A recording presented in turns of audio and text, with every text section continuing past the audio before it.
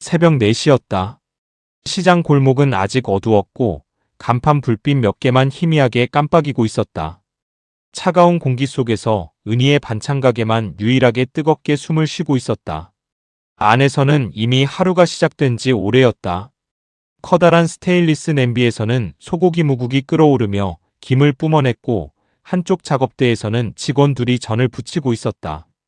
기름이 튀는 소리, 뒤집게 부딪히는 소리, 물 끓는 소리가 뒤섞여 작은 전쟁터 같았다. 은희는 앞치마로 손을 닦았다. 손끝은 이미 거칠게 갈라져 있었다. 겨울 김장철이 오면 늘 그렇듯 손은 먼저 고장이 났다. 그녀는 벽에 붙은 주문표를 다시 확인했다. 잡채 40접시, 갈비찜 25통, 모둠전 200장, 불고기, 나물, 미역국. 눈으로 다시 읽어도 현실감이 없었다. 이건 반찬 가게 주문이 아니라 작은 결혼식 하나를 통째로 맡은 수준이었다. 그런데 문제는 음식의 양이 아니라 이 주문을 넣은 사람이었다. 사돈. 며느리의 친정어머니 박 여사였다. 며느리 아들 돌잔치를 크게 한다며 직접 전화를 걸어온 사람이었다. 사돈 솜씨 좋으시잖아요. 호텔 음식보다 훨씬 낫더라니까요. 그 말은 처음엔 칭찬처럼 들렸다. 은희는 평생 음식으로 살아온 사람이었다. 시장에서 장사하며 인정받는 몇 안 되는 자부심이었다. 누가 자기 음식을 인정해준다고 하면 그건 곧 존재를 인정받는 느낌이었다. 그래서 그때는 아무 의심도 하지 않았다. 며느리도 착했고 손주 돌잔치라니 기쁜 일이기도 했다. 잘해드려야지. 그 마음 하나였다. 하지만 그때부터였다. 박 여사의 요구가 시작된 것은 첫 통화는 단순했다. 잡채 양 조금만 더 늘려주세요. 은희는 웃으며 조정했다. 두 번째는 조금 이상했다. 갈비찜은 한우로 하셔야 손님들이 좋아해요. 세 번째부터는 명확하게 선을 넘기 시작했다. 저는 모양 예쁘게 해주세요. 국간은 조금 더 세게요. 손님들 입맛이 까다로워서요. 말은 늘 부드러웠다. 문제는 그 안에 거절할 수 없는 압박이 들어있었다. 그리고 가장 이상한 점은 단 하나였다.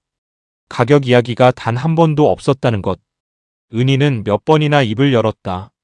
사돈, 이 정도 양이면 재료비가 좀. 하지만 그때마다 박 여사는 웃었다. 아유, 사돈끼리 그런 계산적인 얘기를 왜 해요? 그 말이 은희 마음에 걸렸다. 계산하지 말자는 말은 좋았다. 하지만 계산하지 않겠다는 말 뒤에는 늘 누군가의 부담이 숨어 있었다. 그래도 은희는 넘겼다. 설마 나중에라도 주겠지. 그 생각이었다. 하지만 돌잔치 일주일 전 상황은 완전히 바뀌었다. 새벽 작업 중 휴대폰이 울렸다. 박 여사였다. 사돈 미안한데요. 목소리는 여전히 밝았다. 육회도 좀 가능할까요? 갑자기 손님이 늘어서요. 은희 손이 멈췄다. 육회요? 아유, 사돈 음식 솜씨면 금방 하시잖아요. 그 말이 이상하게 박혔다. 금방. 은희는 그 단어를 삼켰다. 금방이라는 말은 누군가의 노동시간을 지워버리는 말이었다. 새벽부터 밤까지 서 있는 시간, 손이 갈라지고 허리가 끊어지는 순간들이 전부 금방으로 사라지는 순간이었다. 그날 밤 은희는 주방 한쪽에 앉아 잠깐 눈을 감았다. 직원이 조심스럽게 말했다. 사장님, 이거 진짜 규모 큰데요. 거의 케이터링이에요. 은희는 눈을 떴다. 머릿속에 계산이 스쳤다. 재료비만 최소 400만 원. 인건비 포함하면 적자 가능성. 하지만 그녀는 결국 고개를 끄덕였다. 며느리 얼굴 보자. 그 한마디였다. 그날부터 공장은 아니라 전쟁이었다. 직원 둘은 교대로 쓰러졌고 은희는 집에도 못 갔다. 양파를 썰다 손이 갈라졌다. 기름이 튀어 팔에 화상을 입었다. 허리는 계속 비명을 질렀다. 그런데 박 여사의 전화는 끊이지 않았다. 사돈, 국은 조금 더 진하게.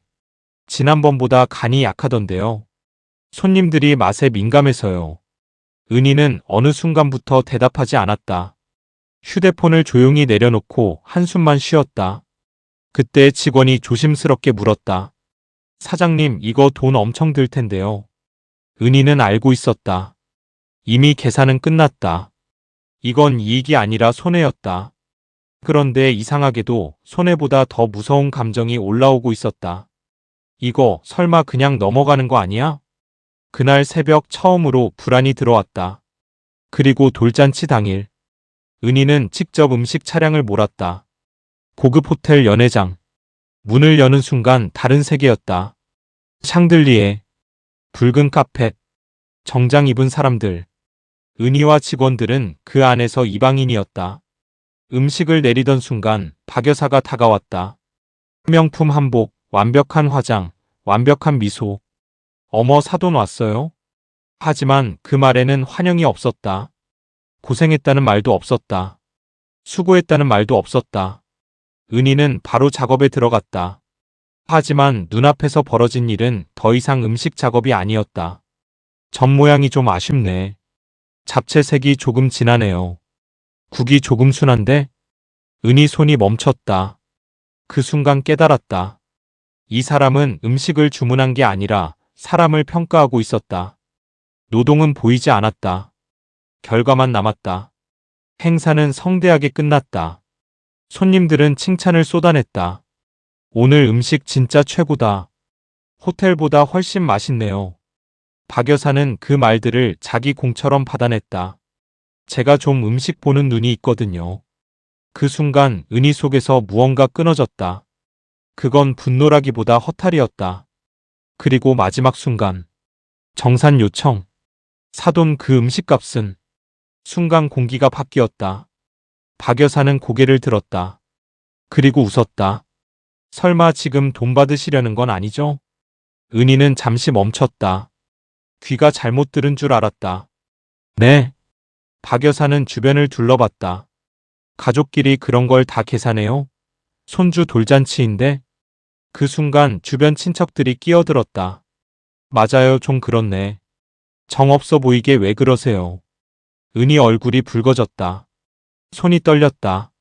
그때였다. 며느리가 자리에서 벌떡 일어났다. 엄마 지금 뭐 하는 거야? 연회장이 완전히 얼어붙었다. 며느리는 울면서 말했다. 이거 엄마가 한 게 아니라 사장님이 다 하신 거야. 재료비가 얼만지 알아. 박 여사는 당황했다. 아니, 가족끼리. 그럼 엄마도 호텔 공짜로 썼어? 침묵. 공기가 바뀌었다. 처음으로 사람들이 눈을 돌리기 시작했다. 그때 호텔 매니저가 다가왔다. 음식 직접 만드신 분이 누구십니까? 은희가 고개를 끄덕였다. 매니저는 명함을 내밀었다. 저희가 케이터링 업체를 찾고 있었는데 오늘 음식 수준이 정말 좋았습니다. 순간 분위기가 완전히 뒤집혔다. 평가받던 사람이 갑자기 선택받는 사람이 된 순간이었다. 박 여사 얼굴이 굳었다. 며칠 뒤 은희 반찬 가게는 호텔 계약으로 바빠졌다. 사람들이 줄을 섰다. 반면 박 여사는 소문 속에서 무너졌다. 사돈 노동 공짜로 쓰려다 딸한테 혼났다더라. 그리고 결국 박 여사가 직접 찾아왔다. 봉투를 들고. 사돈, 내가 너무 생각이 짧았어요. 은희는 조용히 말했다. 사돈. 잠깐 멈춘 뒤 이어 말했다. 가족이라서 더 지켜야 하는 게 있어요. 박 여사는 끝내 고개를 들지 못했다. 그날 이후 은희는 확실히 알게 됐다. 가족이라는 말은 면죄부가 아니라 책임이어야 한다는 것. 그리고 진짜 가족은 희생을 당연하게 여기지 않는 사람들이라는 것. 며칠 뒤였다. 은희의 반찬 가게 앞에는 예전과 다른 풍경이 펼쳐지고 있었다. 새벽이기도 전에 줄이 늘어서 있었다. 여기 맞죠? 호텔 계약했다는 반찬 가게. 거기 음식 진짜 맛있다던데. 처음에는 단순한 호기심이었다. 하지만 입소문은 빠르게 퍼졌다. 돌잔치 음식 만든 집이래. 호텔이 먼저 계약했다더라. 은희는 그날 이후 하루가 완전히 달라졌다. 새벽 4시에 시작하던 작업이 이제는 밤 10시까지 이어졌다. 직원 둘이었던 가게는 5명으로 늘었다. 작업대도 하나 더 추가됐다. 하지만 은희 얼굴에는 이상하게 피곤함보다 낯선 감정이 있었다.